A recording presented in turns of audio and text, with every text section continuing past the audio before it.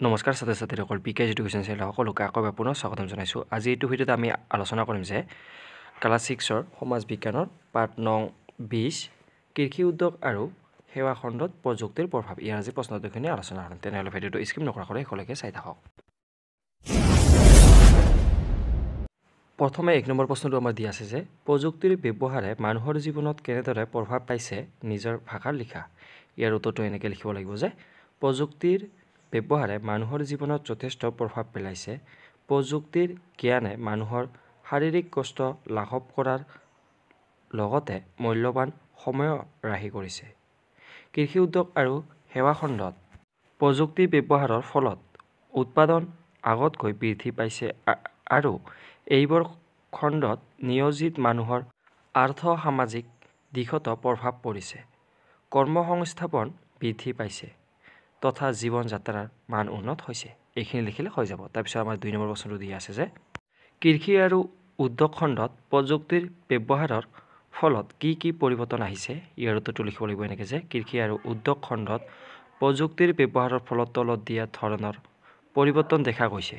প্ৰথমতে লিখিব লাগিব যে কৃষি খণ্ড। এইটো লিখিব লাগিব ক নম্বৰত যে আজিকালি কৃষি কাৰ্য কৰিবলৈ নলী নাদৰ যোগেদি পৰম্পৰাগত পানী যোগান ব্যৱহাৰতকৈ জলসিঞ্চনৰ বহুল ব্যৱহাৰ দেখা যায়, যাৰ বাবে কৃষকে বছৰৰ সকলো সময়তে খেতি কৰিব পৰা হয়। তাৰপিছত লিখিম আমি খ নম্বৰ লিখিম যে কীটনাশক বা তৃণনাশক দ্ৰব্যবোৰ ক্ষতিকাৰক যদিও সেইবোৰ বহুল ব্যৱহাৰৰ ফলত শস্য উৎপাদন বৃদ্ধি হৈছে আৰু খেতিত ক্ষয় ক্ষতিৰ পৰিমাণ কমিছে। তাৰপিছত লিখিম যে হাল কৰ নাঙলৰ পৰিৱৰ্তে ট্ৰেক্টৰ পাৱাৰ টিলাৰ আদি ব্যৱহাৰৰ ফলত ক নম্বৰ লিখিম আমি কম সময়ত অধিক মাটি চহাব পৰা গৈছে। তাৰপিছত খ নম্বৰ লিখিম যে উন্নত প্ৰজাতিৰ বীজ ব্যৱহাৰৰ ফলতো কৃষি উৎপাদন বৃদ্ধি হৈছে। তাৰপিছত নম্বৰ লিখিম যে বন নিকোৱা শস্য কটা মৰণা মৰা যন্ত্ৰবোৰৰ ব্যৱহাৰে কৃষকৰ শাৰীৰিক শ্ৰম লাঘৱ কৰিছে। প্ৰথম নম্বৰ লিখিম যে গৰু হাঁহ মুৰ্গী মীন পালনৰ ক্ষেত্ৰতো নতুন প্ৰযুক্তি ব্যৱহাৰৰ ফলত উৎপাদন বৃদ্ধি পাইছে। এইবোৰ ক্ষেত্ৰত মানুহৰ কৰ্মসংস্থাপনো আগতকৈ বৃদ্ধি পাইছে। তাৰপিছত দ্বিতীয় নম্বৰ লিখিম যে শীতল ভঁৰাল আৱিষ্কাৰ হোৱাৰ ফলত উৎপাদিত শস্যবোৰ নষ্ট নোহোৱাকৈ বহু দিনলৈ থৈ দিব পৰা যায়। এইকেইটা লিখিম। তাৰপিছত লিখিব লাগিব আমি উদ্যোগ খণ্ড। ইয়াৰে প্ৰথম ক নম্বৰটো লিখিব লাগিব এনেকৈ যে উদ্যোগবোৰত ন যন্ত্ৰপাতি ব্যৱহাৰ হোৱাৰ বাবে কম সময় আৰু কষ্টত অধিক সামগ্ৰী উৎপাদন সম্ভৱ হৈছে। তাৰপিছত খ নম্বৰ লিখিব লাগিব যে কাৰিকৰী দিশত যন্ত্ৰপাতিৰ জৰিয়তে আগতকৈ উন্নত মানৰ সা সামগ্ৰীৰ উৎপাদন হৈ আহিছে। তাৰপিছত গ নম্বৰত লিখিব লাগিব যে নতুন ঠাইত উদ্যোগবোৰ স্থাপন হৈছে আৰু সেইবোৰত কৰ্মসংস্থাপন বাঢ়িছে। এইখিনি লিখিলে হৈ যাব। তাৰপিছত প্ৰশ্নটো দিয়া আছে যে 3 নম্বৰ প্ৰশ্নটো দিয়া আছে যে কম সময়ত অধিক ফচল উৎপাদন কৰিবলৈ আজিকালিৰ কৃষকে কি ব্যৱস্থা গ্ৰহণ কৰে। ইয়াৰ উত্তৰটো লিখিব লাগিব এনেকৈ যে কম সময়ত অধিক ফচল উৎপাদন কৰিবলৈ আজিকালিৰ কৃষকে তলত উল্লেখ কৰাসমূহ গ্ৰহণ কৰে। লিখিম যে কম সময়ত অধিক ফচল উৎপাদন কৰিবলৈ আজিকালিৰ কৃষকে বৈজ্ঞানিক পদ্ধতিৰে খেতি কৰিবলৈ আৰম্ভ কৰিছে। আগৰ নাঙল হাল কৰ যুঁৱলি মৈ ইত্যাদি লৈ খেতি কৰা কৃষকে আজিকালি ট্ৰেক্টৰ ব্যৱহাৰ কৰিছে। বজাৰত উপলব্ধ বা চৰকাৰীভাৱে পোৱা উন্নত জাতৰ বীজ আজিকালি খেতিয়কে ব্যৱহাৰ কৰে। জলসিঞ্চনৰ বহুল ব্যৱহাৰ দেখা যায়, যাৰ বাবে কৃষকে বছৰৰ সকলো সময়তে খেতি কৰি লাভান্বিত হোৱা দেখা গৈছে। এইখিনি লিখিলে হৈ যাব। তাৰপিছত 4 নম্বৰ প্ৰশ্নটো দিয়া আছে যে তুমি জনা অসমৰ কেইটামান উদ্যোগৰ নাম লিখা। ইয়াৰ উত্তৰটো লিখিম যে অসমৰ বিভিন্ন ঠাইত অৱস্থিত উদ্যোগবোৰ হৈছে 1 নম্বৰ লিখিম যে চিমেণ্ট উদ্যোগ বোকাজান, কাঁহ পিতলৰ উদ্যোগ সৰ্থেবাৰী, জুইশলা উদ্যোগ ধুবুৰী, কাগজ কল জাগিৰোড, মৰাপাটৰ উদ্যোগ শিলঘাট, তাৰপিছত পেট্ৰকেমিকেল প্ৰকল্প নামৰূপ আৰু বঙাইগাঁও, চেনিকল বৰুৱা বামুণগাঁও, তাৰপিছত অসমৰ তেল শোধনাগাৰ ডিগবৈ, নুনমাটি আৰু গুৱাহাটী, বঙাইগাঁও, নুমলীগড়, দুলীয়াজান। এইকেইখনৰ নাম লিখি দিলে হৈ যাব। তাৰপিছত 5 নম্বৰ প্ৰশ্নটো দি আছে যে ইণ্টাৰনেট সেৱাৰ জৰিয়তে কেনেদৰে লাভৱান হ'ব পাৰি লিখা। ইয়াৰ উত্তৰটো লিখিম এনেকৈ যে ইণ্টাৰনেট সেৱাৰ জৰিয়তে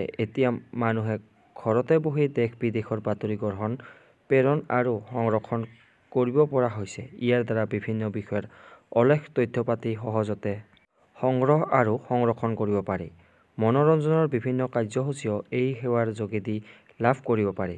ই-মেইল আদি ব্যৱস্থাৰ যোগেদি এতিয়া নিমিষতে পৃথিৱীৰ যিকোনো ঠাইলৈ যিকোনো খবৰ, তথ্য, স্থিৰ ছবি বা ভিডিঅ' প্ৰেৰণ কৰিব পাৰি। এইখিনি লিখিলে হৈ যাব। তাৰপিছত প্ৰশ্নখিনি দিয়া আছে যে 6 নম্বৰ প্ৰশ্নটো যে চিকিৎসা সেৱাত ব্যৱহাৰ কৰা কেইবিধমান যন্ত্ৰৰ নাম উল্লেখ কৰা।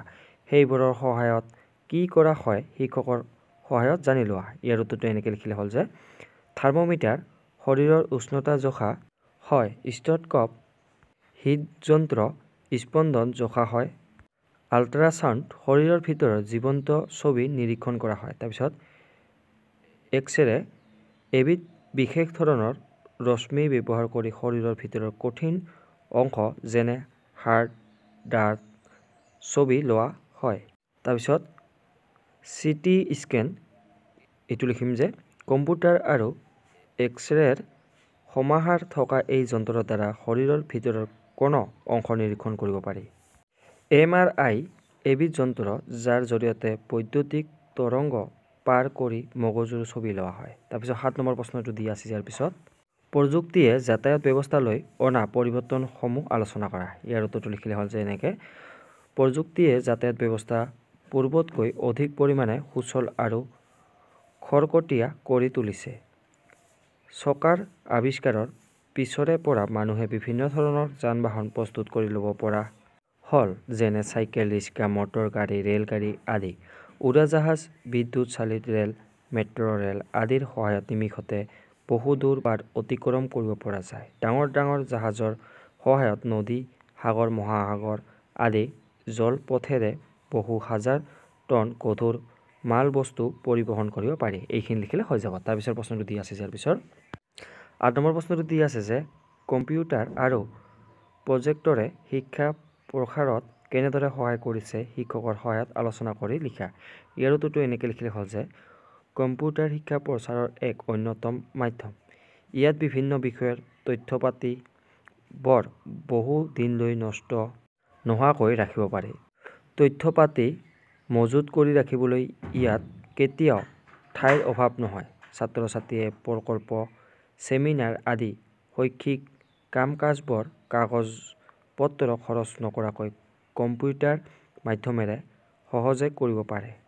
লেপটপ, নোটপেড আদি আৱিষ্কাৰ হোৱাৰ পিছত কিতাপ-পত্ৰবোৰ কঢ়িয়াই নিবলগীয়াৰ দৰে হোৱা কষ্টবোৰ দূৰ হ'ল।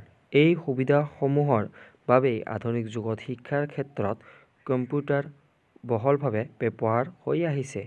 ঠিক তেনেদৰে প্ৰজেক্টৰৰ জৰিয়তে আজিকালি শিক্ষাদান সহজ হৈ পৰিছে। সাধাৰণ শ্ৰেণীকোঠাৰ পাঠদানৰ লগতে ছেমিনাৰ আদিত ইয়াক ব্যৱহাৰ কৰিব পাৰি। পৰম্পৰাগত পদ্ধতিৰ পাঠদানকৈ প্ৰজেক্টৰৰ জৰিয়তে শ্ৰাব্য দৃশ্যৰ মাধ্যমত পাঠ বিষয় উপস্থাপন হোৱাৰ বাবে ই শিক্ষাৰ্থীক অধিক আকৃষ্ট কৰে। এইখিনি লিখিলে হৈ যাব। তাৰপিছত 9 নম্বৰখিনি আমাৰ দিয়া আছে যে খালী ঠাই পূৰ কৰা। ইয়াৰ প্ৰথমে আমাৰ ক নম্বৰটো দিয়া আছে যে উন্নত মানৰ বীজ আৰু ৰাসায়নিক সাৰৰ প্ৰয়োগৰ ফলত আজিকালি কম মাটিতে ইয়াত আমি খালী ঠাইখিনি লিখিম যে অধিক ফচল উৎপাদন হয়। এনেকৈ লিখিম। তাৰপিছত খ নম্বৰটো দিয়া আছে যে বৰ্তমান সময়ত ইয়াত আমি খালী ঠাইখিনি লিখিম যে শীতল ভঁৰাল স্থাপন কৰি ফচলসমূহ বহু দিনলৈ ইয়াত খালী ঠাইখিনি লিখিম যে সতেজভাৱে সংৰক্ষণ কৰিব পাৰি। এনেকৈ লিখিম। তাৰপিছত গ নম্বৰটো আমাৰ দিয়া আছে যে ইণ্টাৰনেট সেৱাৰ জৰিয়তে বিভিন্ন বিষয়ৰ অলেখ তথ্যপাতি সহজে ইয়াত আমি খালী ঠাইখিনি লিখিম যে সংগ্ৰহ আৰু ইয়াত খালী ঠাই লিখিম যে সংৰক্ষণ কৰিব পাৰি। এনেকৈ লিখিম। তাৰপিছত দিয়া আছে যে খ নম্বৰটো যে খালী ঠাই দিয়া আছে প্ৰথমে ইয়াত লিখিম আমি যে কৃত্ৰিম উপগ্ৰহ হ'ল পৃথিৱীৰ চাৰিওফালে কৃত্ৰিমভাৱে প্ৰদক্ষিণ কৰাই ৰখা মহাকাশত স্থাপিত কৰা এটা যন্ত্ৰ। এনেকৈ বা এইখিনি লিখিলে হৈ যাব। আজিলৈ ইমানে। ধন্যবাদ।